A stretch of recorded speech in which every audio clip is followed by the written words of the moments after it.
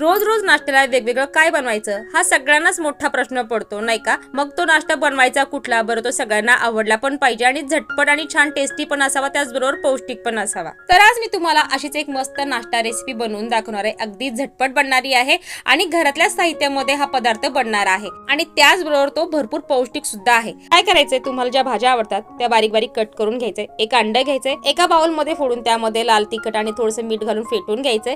पिठाचा एक गोळा घ्यायचा, त्याची प्लेन चपाती लाटून नेहमीप्रमाणे आपण भाजतो तशी 70% चपाती आपल्याला भाजून घ्यायची आहे। फेटलेला अंडा त्या चपातीवरती सगळीकडे व्यवस्थित पसरून घ्यायचे। त्यानंतर आपण ज्या भाज्या कट करून घेतलेल्या आहेत त्याच्यावरती घालून घ्यायच्या। तुम्हाला आवडत असेल तर त्यावरती थोडंसं चीज किंवा बटर सुद्धा घालून घेऊ शकता। मी ते तेल घातलेलं आहे आणि छान असं दोन्ही बाजूनी भाजून घ्यायचंय आणि त्यानंतर गरम गरम ऑमलेट चपातीचा तुम्हाला रोल करून घ्यायचाय। त्यावरती घालून घ्यायचाय सॉस आणि तयार केलेला ऑमलेट चपाती रोल मुलांना खायला द्यायचा आहे। भरपूर पौष्टिक आहे आणि त्याचबरोबर टेस्टी पण आहे। तुम्ही नक्की बनवा आणि हो त्याचबरोबर वेळ न घालवता चॅनलला पण पटकन सबस्क्राइब करा।